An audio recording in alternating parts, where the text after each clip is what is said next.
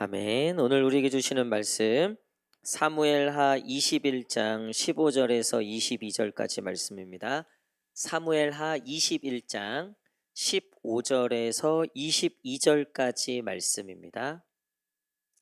구약 성경 501페이지 사무엘하 21장 15절에서 22절까지 말씀입니다. 다 찾으신 줄 알고 저와 한 절씩 교독하도록 하겠습니다. 블레셋 사람이 다시 이스라엘을 치거늘 다윗이 그의 부하들과 함께 내려가서 블레셋 사람과 싸우더니 다윗이 피곤하매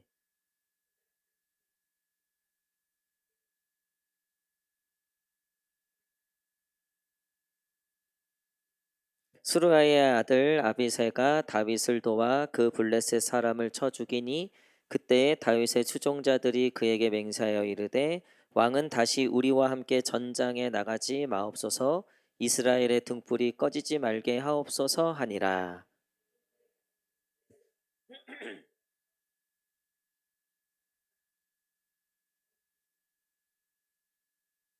또다시 블레셋 사람과 곱에서 전쟁할 때 베들레헴 사람 야레오르김의 아들 엘하나는 가드 골리앗의 아우 라흐미를 죽였는데 그 자의 창자루는 배틀채 같았더라.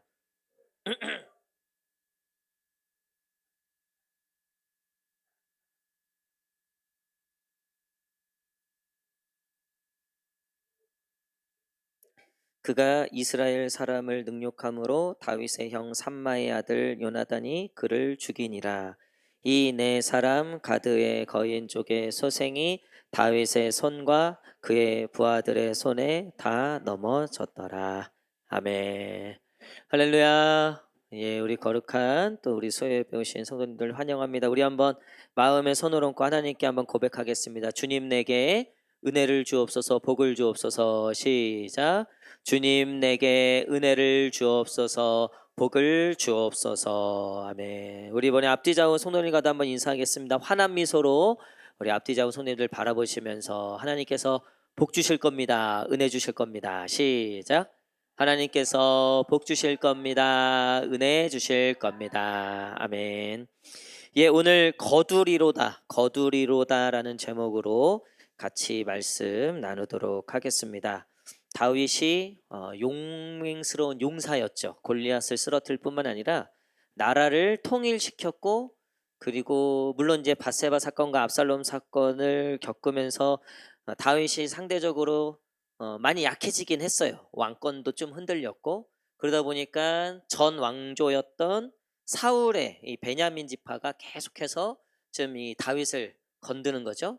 그래서 우리가 어제 그제 우리 월요일 화요일 큐티 본문에도 보면 계속해서 그 잔재가 남아 있어요. 예, 근데 어느 순간부터 다윗이 크게 요동하지 않아요. 압살롬 때도 저주를 받고 남들이 손가락질하고 욕할 때는 나도 막 열받아서 나도 막 거기에 반응할 때가 있잖아요. 근데 어느 순간부터 다윗은 일희일비하지 않게 되었다는 거죠. 또 베냐민 지파 사람들이 또 다윗을 음해하고 어떻게든 왕권을 흔들려고 막 겉모술수를 쓰는데도 다윗은 요동하지 않는 모습들을 보게 돼요.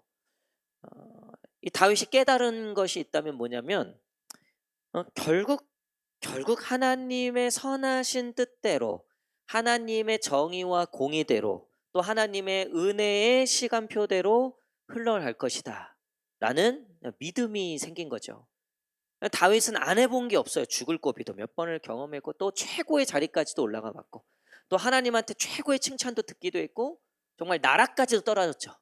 그래서 시편에 보면 다윗의 이게 얘라 그러면 안 되지만 이게 다윗이 제정신인가 싶을 정도로 감정이 막 요동칠 때가 있어요. 원수를 죽여달라고 그러고 저것들이 완전히 하나님 앞에서 불을 내려서 완전히 죽여달라고 하는, 그러니까 되게 용서의 사람이기도 한데 또 시편에 보면 굉장히 그렇게 막 이 안에 이 적대감이 느껴지는. 예. 근데 이제 다윗이 이런 감정 저런 감정 이런 일 저런 일 이렇게 왔다 갔다 하면서 어느 순간 다윗의 시편이 안정감을 찾게 돼요. 그리고 하나님의 주권에 대한 이야기를 굉장히 많이 해요. 그래서 다윗의 찬양 시들을 보면 대개 다 그런 내용이에요. 그리고 원수가 뭐 나를 쳐와고 내가 지금 뭐 죽을 것 같은 상황일지라도 하나님, 내가 그 날개 아래, 내가 하나님의 그 보호 아래, 은혜 아래 내가 평안합니다. 주님께서 나를 대신해서 싸우시고 나의 대적과 싸우심을 내가 믿습니다. 실제로 우리가 엊그저께 큐티부터 시작해서 그 전에 압살롬 이후로 보면요, 그러니까 결국 압살롬 때부터 다윗이 거기에 대해서 다 하나님께 정말 전적으로 하나님을 의지하는, 그리고 결국 나중에 보면 일도 잘 풀려 있는, 저는 이 다윗의 삶이 참 부럽고 저의 삶도 그랬으면 좋겠다. 근데 결국 이게요, 다 다윗이 거두는 것들이었다는 거예요. 다윗이 일평생 그래도 죄도 짓고 실수도 하고 넘어지고 쓰러지긴 했지만 그의 일평생을 보면 그는 단심 하나였다는 거예요.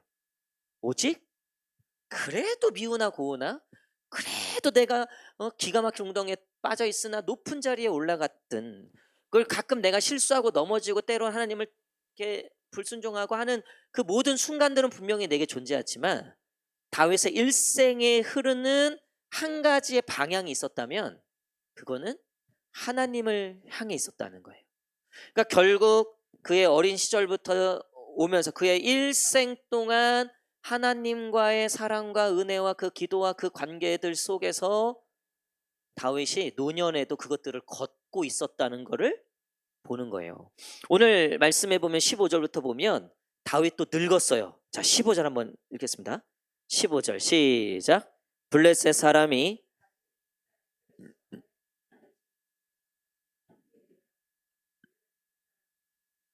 다윗이 피곤한. 여러분, 성경 어디에도 다윗의 이런 모습이 등장하지 않아요. 싸우는데, 게다가 블레셋은 오히려 다윗만 생각하면 트라우마인 거예요. 그러니까 블레셋에게 있어서 다윗만 없으면 되는 거예요. 다윗만 없으면. 그 정도로 사실 블레셋에게 있어서 다윗은 두려움의 대상이었단 말이에요. 근데 다윗도 아무래도 이제 나이도 든 거죠. 아무래도 그랬겠죠. 그러다 보니까 다윗도 피곤이 찾아왔다는 거예요. 이게 이 다윗에 대해 이런 표현이 처음 등장해요. 물론 이제 그 전에 사울에게 쫓김 당할 때도 다윗이 뭐 안 힘들었겠습니까? 아무리 젊어도. 그래도 지금 피곤한 건 다른 거죠. 그래서 왜 어르신들이 그러시잖아요. 뭐 1년 1년이 다르다. 매년 이제 1년 1년이 갈수록 다르다. 그랬더니 우리 어르신들 이야기 하시는 거예요. 제가 그 옛날에 이윤석 권사님 그 요양원에 신방 갔다 오면서 우리 뭐 정인순 권사, 홍종열 권사님 막 했는데 어떤 분이 70대가 되니까 목사님 이게 하루하루가 다른 거야. 하루하루가 다르대요. 그랬더니 옆에서 홍종열 권사님이 그려? 그랬더니 난 시간마다 달라요. 그래서 이게 우리가 그러니까 어쩔 수 없는 게 있죠. 우리도 언제까지 우리가 믿음이 충만할 줄 믿습니다. 여러분, 우리가 언제 어떻게 믿음이 충만해요? 저도 왜 높낮이가 없겠습니까? 왜 기복이 없겠습니까? 사람이라는 게. 그쵸? 몸이 아파도, 또 가정에 어떤 일이 생겨도, 또 개인적인 어떤 일들, 또 어느 순간은 그냥 괜히 그래, 괜히. 그래서 갱년기인가? 뭐 괜히 그냥 갑자기 그냥 막 이게 내 마음이 잘 잡히지 않는 거예요. 뭐 어느 날은 붕 떠 있고. 여러분, 이게 우리가요, 죄송합니다. 제가 가장 젊지만 그럼에도 불구하고 그럼 갈수록 우리가 피곤해지지 않겠습니까? 언제까지 이렇겠습니까?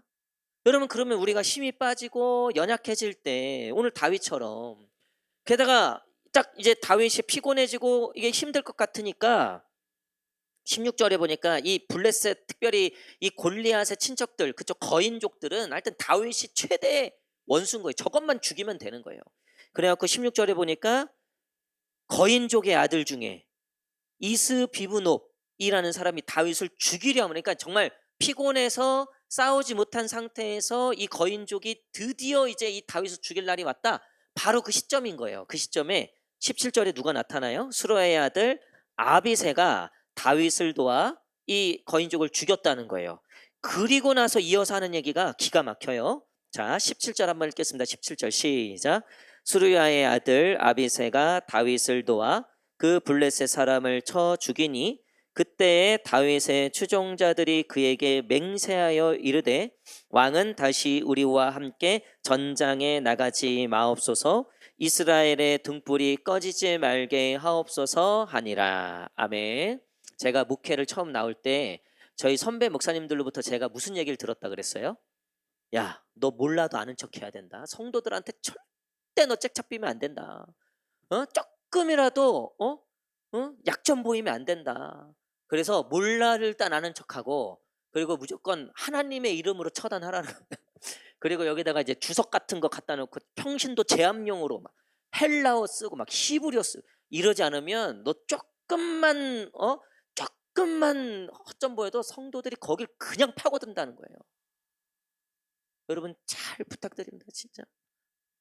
여러분 근데요, 맞아요. 그런 게 있을 수 있죠. 그런 게 있을 수 있다고 봐요. 뭐 인간은, 저도 본능적으로 남욕하고 좋아하지, 약점 찾으면 그거 후벼 파기 좋아하지. 우리가 본능적으로는 다 그렇게 악해요. 그 목사님 말이 저는 일부 맞다고 봐요. 하지만 여러분 만약에 정말 그게 목회라면요, 저는 진짜 목회하면서 하루도 기쁘지 않을 것 같아요. 여러분들을 제가 어떻게 편하게 대할 수 있겠습니까? 조금이라도 그냥 뭐 발견하면 그냥 확, 그럼 저도 이제 막 가면만 계속 쓰고 있는 거죠. 히브리어만 막 계속 히브리어 사전만 갖고 다니고, 기도도 방언으로만 하고 못 알아듣게 막, 갑자기 뭐 예언이 있다 그러고 막 하나님이 말씀하셨다고. 예? 그 얼마나 이게 목회인데 이게 무슨 재미가 있겠어요? 가면 맨날 가면 쓰고 있어야 되지. 조금이라도 책 잡히지 않으려고 그냥 어른 흉내 내야 되지. 애당초 저는 그걸 포기한 사람이고, 나는 처음부터 하나님 당신이 책임져 주십시오. 당신이 부르시지 않았습니까? 그리고 내가 어쨌든 당신에게 내가 신실하게 오직 당신에게만 내가, 하나님한테는 책 잡히면 안 되죠. 그래도 하나님 앞에는 최선을 다해야죠. 내가 하나님 눈치는 봐도요, 하나님 사람들 눈치 보지 않게 해주십시오. 사람들 눈치 보고 하나님 눈치 안, 여러분 그게 목회가 되면 못해요. 월요일 날 어디 교회를 와요? 교회 쳐다보기도 싫지. 휴가 때 무슨 전화기 다 끊어놓지. 절대 연락하지 말라고. 여러분 다윗이요, 보세요. 지금 왕이죠. 그리고 당시에 왕은 전쟁에 능해야 돼요. 어쨌든 힘 빠지면 빠져야 돼요. 빠져야 돼. 근데 다윗이 지금 자기 꼴이 밧세부터 시작해갖고 엉망진창이에요. 사실 이게 정치적으로 이제 여러모로 사실 왕권이 굉장히 흔들린 상황에 보니까 다윗이 약해졌네. 그나마 다윗이 싸움 잘했는데 이제는 부하의 도움이 없고서는 안 돼. 이거는요, 정치적으로 굉장히 큰 약점이 생긴 거예요. 근데 그 부하 아비새가 뭐라고 얘기합니까? 17절에 보니까 다윗의 추종자들이 그에게 맹세하되 왕은 다시 우리와 함께 전장에 나가지 마옵소서. 이게 어떻게 들으면 이제 한물 갔으니까 그냥 뒷방 늘기나 하십시오 이렇게 받아들일 수도 있단 말이에요, 어떻게 보면. 근데 다윗이요, 속이 좁은 사람이었으면 그랬을 거예요. 이게 나를 물로 보내 하고 막 여기서부터 이제 갑자기 이거 마지막 노년에 이제 발악이 시작되는 거죠, 그냥. 근데 이게 그런 의미가 아니에요. 자, 전장에 나가지 마옵소서. 그 뒤가 중요해요. 이스라엘의 등불이 꺼지지 말게 하옵소서. 여러분 힘 빠진 다윗 왕이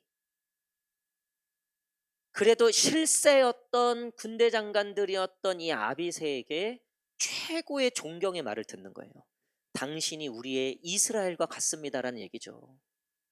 당신의 존재가 우리에겐 너무나 중요합니다. 그래서 우리가 싸울 테니까 당신은 존재로서만이라도 있어 주십시오. 당신의 존재가 우리에게 힘이 되고 위로가 된다는 거죠. 다윗이 잘 나갈 때는 이런 소리 들을 수 있어요. 아부하고 아첨하는 사람들이 있으니까. 근데 잘 안 나갈 때, 가장 약해질 때, 가장 실세였던 부하에게 이 고백을 듣는다. 여러분, 이런 인생들 되시기를 간절히 축복합니다. 근데 다윗이 어떻게 이런 삶을 살게 되었는가? 성경 아무리 조사해보고 찾아봐도요, 이건 하나님 은혜밖에 없어요. 다윗이 밧세바 때 사실 날라갔어야 돼요. 요즘 어디 미투 뭐 이런 거 뭐 어디 뭐 성 문제 어디 장관을 하고 무슨 청문회 때부터 이미 다 간신히 됐어. 그래도 이거 끝까지 하기가 어렵죠. 여러분, 근데 이게 한두 가지가 아니야. 살인죄, 강간에 뭐 하여튼 뭐 또 집안 자식 관리도 못해. 이거는요 이미 끝난 거예요. 거기서 끝난 거예요. 근데 단 한 번도 다윗이 거기에 하나님을 원망하거나 인간적인 방법으로 자신의 그 왕권을 지키려고 시도한 것들이 없어요. 오직 자신의 그 삶을 하나님께 맡겨드리죠. 다윗이 지금 그 하나님의 복을 거두고 있는 거예요. 그가 실수하고 죄짓고 넘어졌을 때도 회개함으로 하나님을 존중했고 하나님을 인정해 드렸고, 자기가 실수하고 사울은 막 하나님 탓하고 사무엘 탓하고 다윗 욕하고 하잖아요. 절대 하나님 앞에 엎드리는 법이 없었다고요, 사울은요. 그래서 우리가 어제 그제 보면 사울의 자손들이 완전히 이제 다 씨가 마르잖아요. 하나님이 잊질 않으신다고요. 우리가 최후의 심판에 하나님이 죄를 가지고 심판하시죠. 하나님 죄 안 잊으세요. 회개하는 자들의 죄를 용서하시죠. 하나님을 인정하고 하나님께 엎드리는 자들을 인정하시죠. 왜? 네가 나를 인정했으니까. 네가 나에게 엎드렸으니까. 사랑하는 성도 여러분, 다윗은 그 일평생 하나님만을 바라보고 하나님을 인정해드렸던 그 모든 시간들이 지금 소급되고 있는 거예요. 그가 노년의 위기에 빠졌을 때, 어려움에 빠졌을 때 하나님이 그를 보호해 주시는 거예요. 왜냐하면 다윗은 단 한 번도 하나님을 무시하거나 단 한 번도 하나님을 존중하지 않은 적이 없어요. 부끄러울 때나 잘 나갈 때나 못할 때나 잘할 때나 있을 때나 없을 때나. 여러분, 우리가 결국 노년에 뭘 거두겠습니까? 저희 아버지가 맨날 이제 가족들 모이면 일단은 첫 번째, 아유 엄마가, 니네 엄마가 있었으면 얼마나 좋았겠냐. 그러면서 이제 눈물을 툭, 주책바가지 뚝. 그러면 이제 누나들이 한마디씩 하는 거죠. 그러니까 있을 때 잘하지 왜 그랬어. 그렇게 고생시켜놓고 있을 때 좀 장난하는 거죠. 예. 응? 여러분, 그리고 이제 또 내가 똑바로 살았어야 되는데, 그러면 이제 누나들이 또 한마디 하시죠. 이제라도 잘 사시면 됩니다. 여러분, 인과응보라고 하죠. 젊었을 때 최선을 다하고 가족에게, 자식들한테, 부인에게, 남편에게, 부모님에게 최선을 다했다면 여러분 좋게 돌아오겠죠? 네. 그렇겠죠? 여러분, 성경의 인과응보, 잘하면 잘한 대로 상 주고 못하면 못한 대로 벌 주는 이 인과응보가 성경적 사상이 맞을까요? 어떻게 생각하세요? 성경에는 분명히 하나님의 인과응보가 존재해요. 최후의 심판이 그거예요. 최후의 심판이 그거예요. 결국 하나님을 믿지 않는 자들에겐 벌이 나가는 거예요. 하나님을 믿은 자들에게는 상이 주어지는 거죠. 여러분, 성경은 철저하게 인과응보적 사상이 있어요. 하나님은 명령을 지키고 순종하는 자들에게 복 주신다 그랬고, 불순종하고 계명을 지키지 않는 자들에겐 3, 4대까지 저주를 내리신다 그랬어요. 믿는 자들에게, 순종하는 자들에게 1000대까지 복을 내리신다 그랬죠. 여러분, 철저하게 성경은 인과응보적 사상이 존재해요. 우리에게는 왜 이게 껄끄러우냐면요, 내가 잘한 거는 하나님이 상 주신 적 없다고 생각하고요, 남이, 저 인간을 하나님이 왜 가만히 냅두시지? 남이 잘못한 거에 대해서 하나님이 바로 벌 안 내려셔갖고, 뭐지 하나님, 뭐지 이거? 내가 조금 잘한 거는 왜 나한테 상 안 주시냐? 우리는 사실 이 인과응보를 믿고 있지만 이 인과응보에 대해서 불만이 많아요. 사실은 그래요. 그리고 세상 사람들도 그래요. 세상 사람들도, 믿지 않는 사람들도 인과응보를 기대는 하지만 또 불평도 많아요. 왜냐하면요, 성경은 분명히 인과응보에 대한 사상을 이야기하지만 그거보다 더 위대한 사상이 있다고 얘기해요. 그게 뭡니까? 하나님의 은혜예요. 그게 하나님의 주권이에요. 다윗은 그 하나님의 주권과 그 하나님의 은혜를 의지했던 사람이에요. 인과응보대로면 다윗은 벌써 끝났어야 될 인간이죠. 본인도 알아요. 본인도 사울을 봤으니까, 사울의 나머지 그 일생을 곁에서 지켜봤으니까, 사울의 만료가 어떻게 됐고 사울이 왜 이렇게 됐는지를 정확히 아는 사람이기 때문에. 그래서 다윗이 밧세바 범죄를 저질렀을 때 시편 51편에 회개의 기도가 거기 기록되어 있는데 뭐라고 합니까? 제일 처음 하는 게, 하나님 내게 성령을 걷어가지 마십시오. 왜? 사울이 일평생 악신에 의하여 괴로웠던 걸 봤기 때문에 그래요.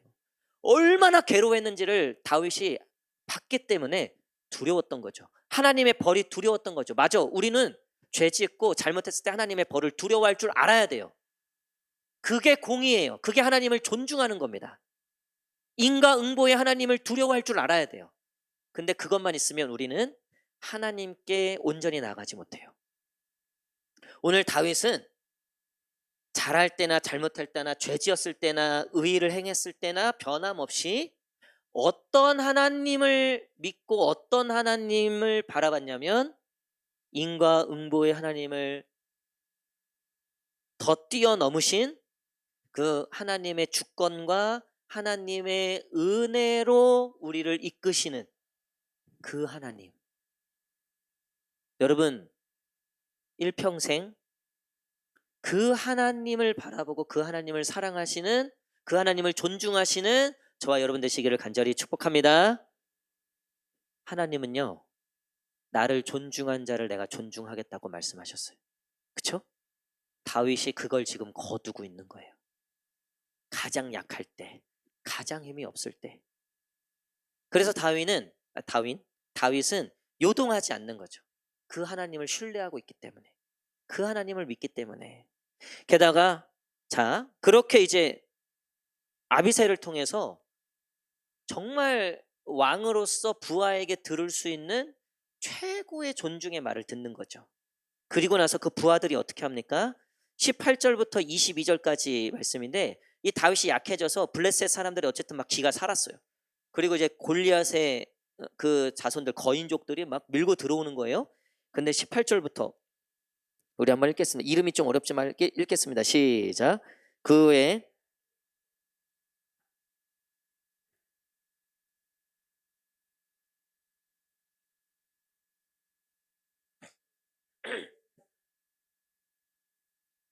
베들레헴 사람 야레오르김의 아들 엘하나는 가드 골리앗의 아우 라흐미를 죽였는데 그자의 창 자루는 배틀채 같았더라. 또 가드에서 전쟁할 때 그곳에 키가 큰 자 하나는 손가락과 발가락이 각기 6개씩 모두 24개가 있는데 그도 거인족의 소생이라.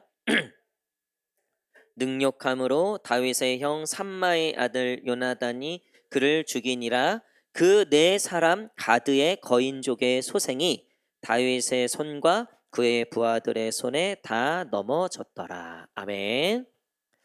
여러분, 이 앞에서 보면 사울의 자손들이 결국은 마침내 끝까지 심판을 받아요. 제가 그거를 어제 그제 그 말씀을 나누면서 묵상하면서, 야, 끝까지 지는구나. 끝까지 지는구나. 그리고 다윗은, 야, 끝까지 이기는구나. 할렐루야. 너무 부러운 거예요. 너무 이 인생이 너무 값진 거예요. 아니, 끝까지 이겨요. 끝까지. 그러니까 여러분, 이거를 오해하시면 안 돼요. 그러니까 끝까지 이겨먹으라는 소리가 아니에요. 이겨먹으려고 하면 안 된다 그랬죠. 하나님이 이기시게끔. 그러니까 다윗은 이기려고 한 적이 없어요. 시므이가 욕할 때도, 그래 내가 욕 받을만 하면, 하나님이 내가 욕 받을만 하니까 욕하게 하겠지. 야, 냅둬라. 내가 그만큼 잘못한 게 있나 보지.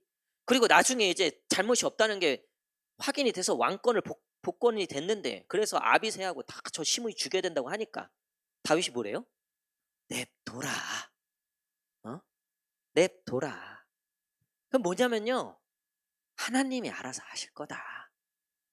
그 죄가 크면 하나님이 알아서 처리하실 거고, 또 하나님 보시기에 긍휼을 얻을 만하면 내가 죽인다 해도 살리실 거고, 내가 살린다 해도 하나님이 또 죽이실 거고. 그러니까 이게 더 이제 이 다윗이요, 어느 경지에 오른 것 같아요 보니까. 이제 더 이상 이 사람 관계나 이런 거에 이렇게 크게 요동하지 않는 모습을 봐요. 근데 신기하게도요, 이겨요. 하는 싸움마다 이겨요. 끝까지 이겨요. 골리앗의 자손들까지도 져요. 얼마나 억울할까? 얼마나 속 터질까? 여러분 보세요. 사탄이 지금 딱 그 마음이라고요.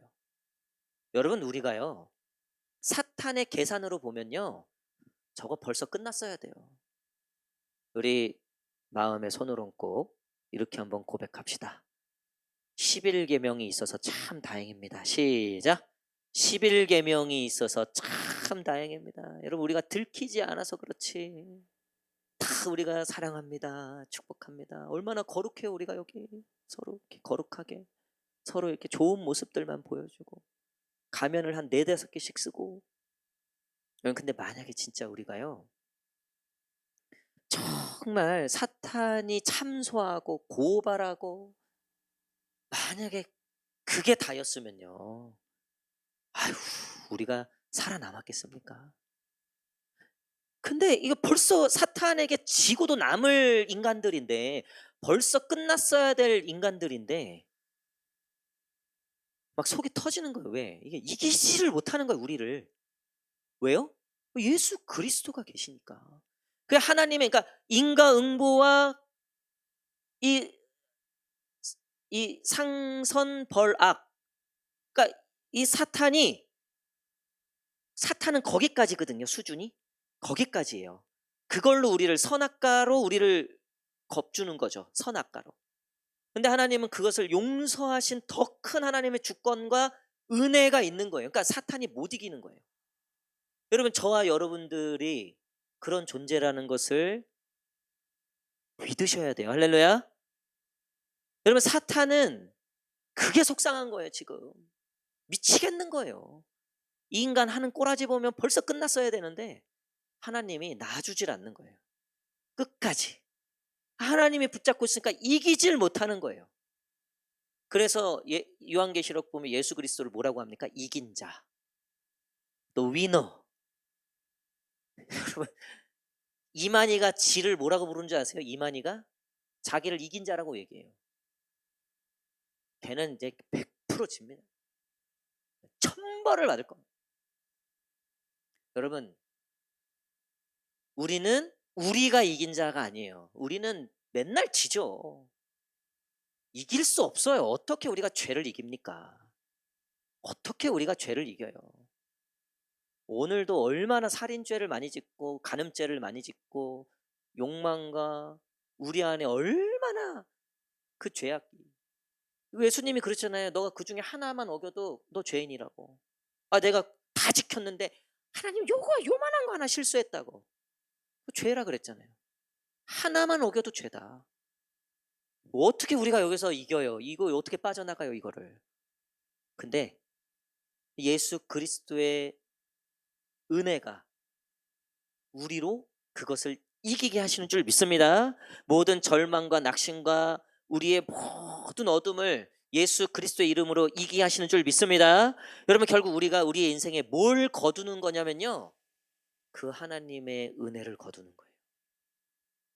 우리가 힘이 없고 연약하고 부족해도 우리가 그 여호와 하나님만을 바라보는 그래도 그 상황에서도 그 여호와 하나님을 신뢰하는, 여러분, 그 믿음이 어떻게 열매로 우리에게 거둬지는 겁니까?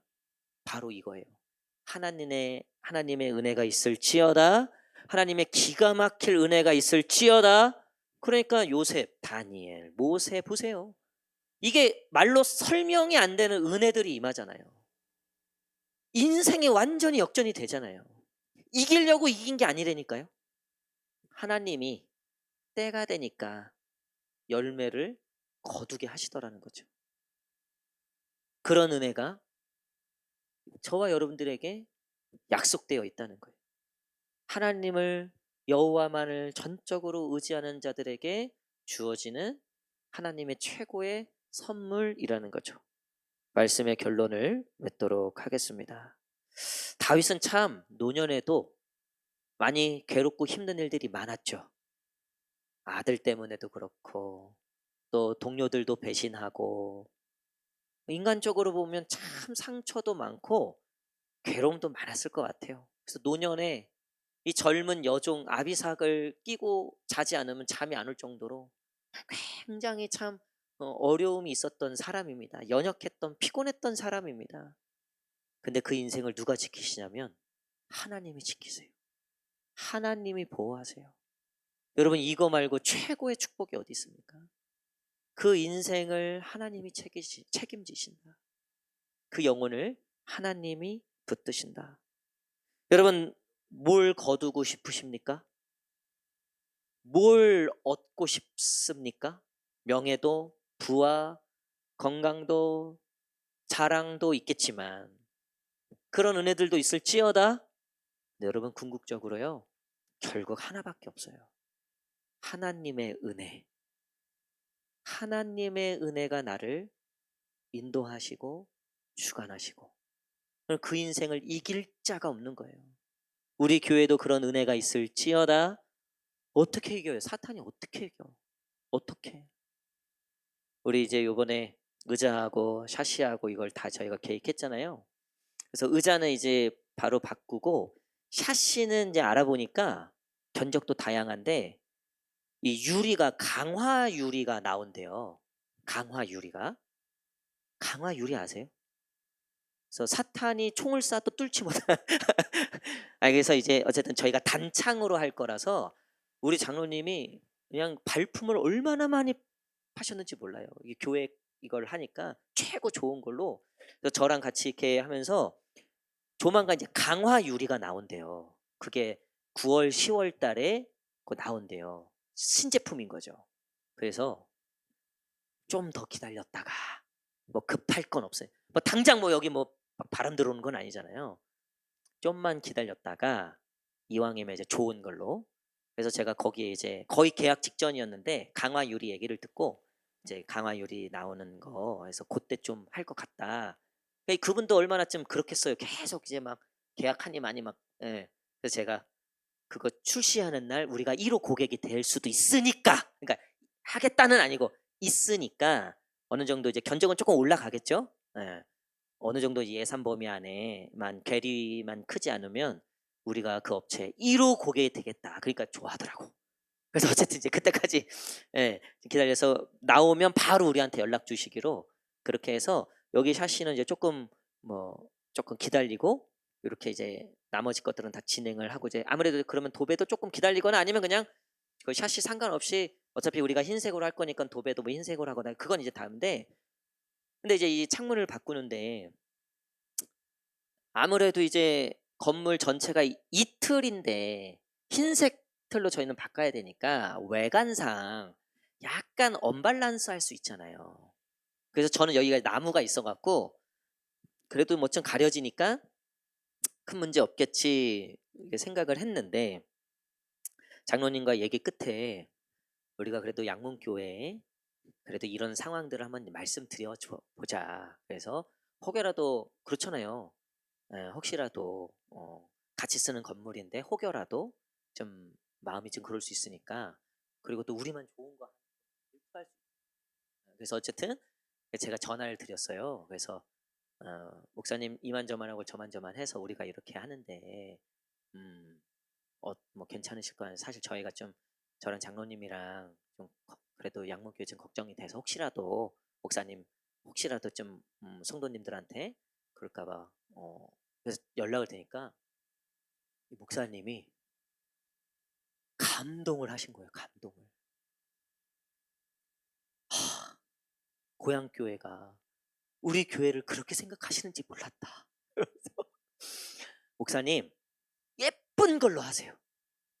무슨 말이 나오든 제가 무조건 그거 괜찮으니까요. 목사님 예쁜 걸로 하십시오. 뭐든 좋습니다. 예쁜 걸로 하십시오. 딱 그렇게 얘기를 하시더라고. 그러면서 한 20분 정도를 더 통화했어요. 뭐 이랬니 저랬니 해서 목사님 바뀌신 거 아시잖아요. 저랑 잘 맞아요. 아주 잘 맞아요. 그리고 제 선배 목사님하고 친한 분이시더라고 또. 축구를 좋아하셨대요. 그래서 제가 제주도 갔을 때 그때 이제 이런저런 얘기하다가 여기 새로운 교회 목사님 담임 목사님 왔다. 그래서 이름이 뭐냐 김한철 목사님. 그때 뭐 완철이 이러는 거예요. 보니까 7년 후배인데 축구를 거의 15년 동안 같이 막 교단 대항도 나고 막 되게 친하게 지냈더라고요. 근데 저랑 또 그 목사님이 친해요. 바로 그 자리에서 전화해 갖고 뭐 완전 야 여기 밑에 윤 목사 내가 아끼는 후배니까 너 잘해. 그래서 같이 셋이 한번 식사하기로 했어요. 그래서 어쨌든 이제 그렇게 해서 너무 좋게 이제 마무리가 됐죠. 그래서 우리는 어쨌든 이제 예쁘게 하면 돼요. 그래서 제가 한 10월 달쯤 할 것 같다. 그때 또 연락드리겠다. 또 그 전에도 이제 옥상에 그 양문교회가 차각막 설치하고 그 밑에 바닥에 깔고 뭐 수영장 설치한다고 저한테 또 연락이 온 거예요. 목사님 이러이러한데 고향교회 또 어떠실 것 같냐. 또 그 전에는 또 제가 또 다른 일로 연락드리고 이게 거의 뭐 뭐죠? 그 왜 형님 동생에서 밤에 뭐 갖다 주고 또 갖다 주고 막 제가 보니까 막 이런 분위기야.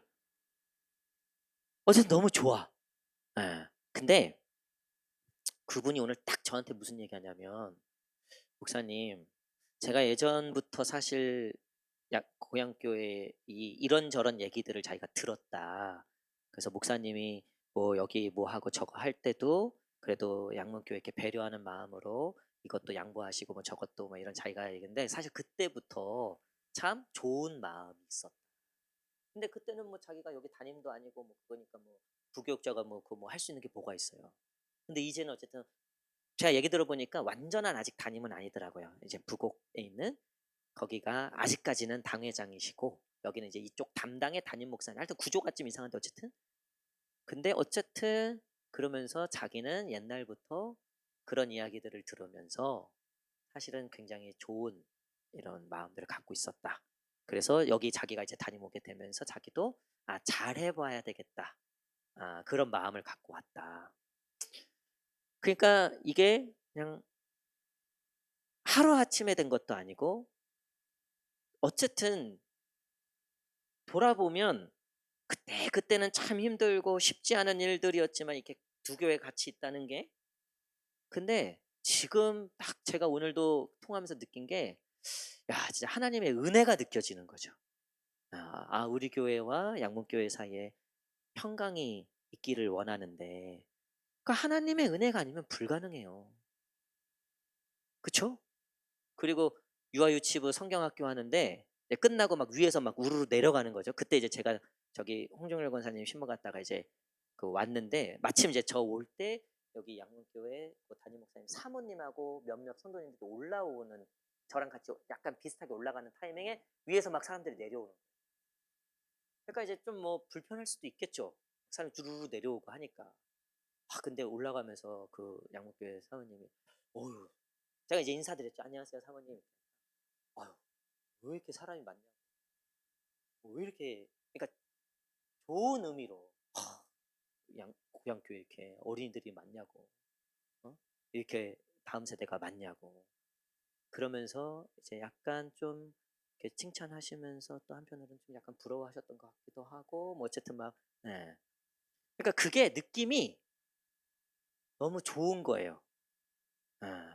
참 쉽지 않죠. 같은 건물에 그것도 바로 그냥 이게 쉽지 않죠.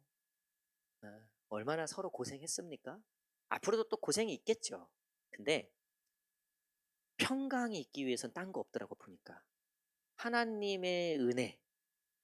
그러니까 내 것도 말고 저것도 말고 뭐 이기려고 하는 것도 아니고 뭐 이런 것도 아니라 정말 하나님께 맡기고 하나님의 은혜가 작용하도록 해야지만 이게 계속해서 평강의 관계로 갈 수 있겠다. 그런 마음이 들었어요. 여러분 결국 우리가 이긴다고 해서 되는 것도 아니고요. 인과응보가 있어서 되는 것도 아니고요. 결국 보면요. 하나님의 은혜예요. 우리 가정에, 우리의 삶에 결국 남는 건 하나님의 은혜다. 우리 자녀들에게도 하나님의 은혜가 있어야 된다. 그래서 저희 수아 지아에게도 늘 하나님의 은혜가 넘치도록, 뭐 어떤 위기가 와도요. 그러니까 하나님의 은혜 앞에서는 이길 게 없는 거예요. 다윗도, 요셉도, 모세도, 다니엘도. 뭐 죽어라 그냥 공부하고 죽어라 교회 빠지고 뭐 하나님은 뒤뚱으로 여기고 세상 성공을 위해서 죽어라 해봤자요.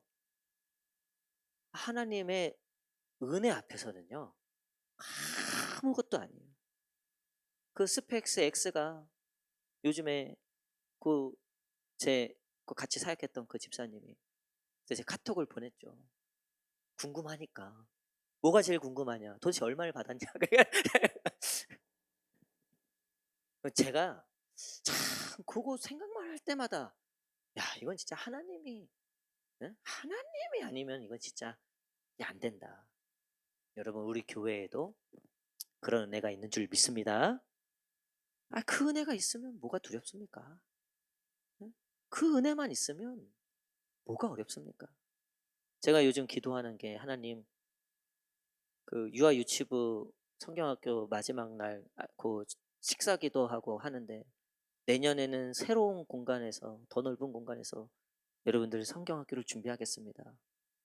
그게 제 마음 여기에 딱 걸쳐 있어요. 소화도 안 되고 토해내지도 못하고 들어가지도 못하고 여기 하나님 소화를 시켜 주십시오. 소화를 시켜 주십시오. 근데요. 인간적으로 생각하면 야 이거 어떡하나. 근데요. 하나님의 은혜를 생각하면요. 바로 돼요. 생각지도 못한 일로 돼요. 할렐루야. 전 그걸 믿어요.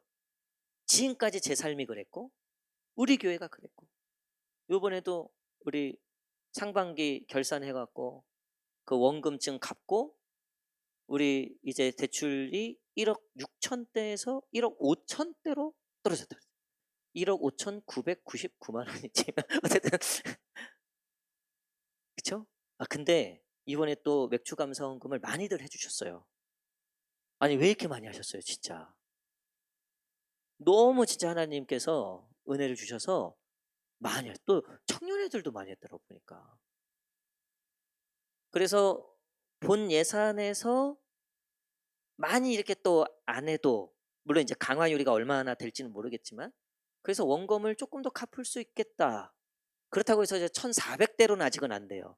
1,400대로는 안 되는데 1억 4천대로는 아직 안 되는데 야 하나님 그러니까 그냥 하나님의 은혜인 거죠. 뭐 우리가 뭐 했습니까? 뭐 아무것도 안 했잖아요.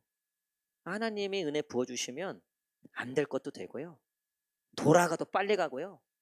넘어져도 뭘 줍는다고요? 그 금덩어리 죽는 거예요. 물에 빠지면 주머니에 자갈치 들어가고 거기에 뭐 옥돔 들어가고 그런 하나님의 은혜가 있을지어다 그 은혜들을 거두는 그런 우리의 삶, 그런 우리의 시간들이 되기를 간절히 축복합니다. 기도하겠습니다.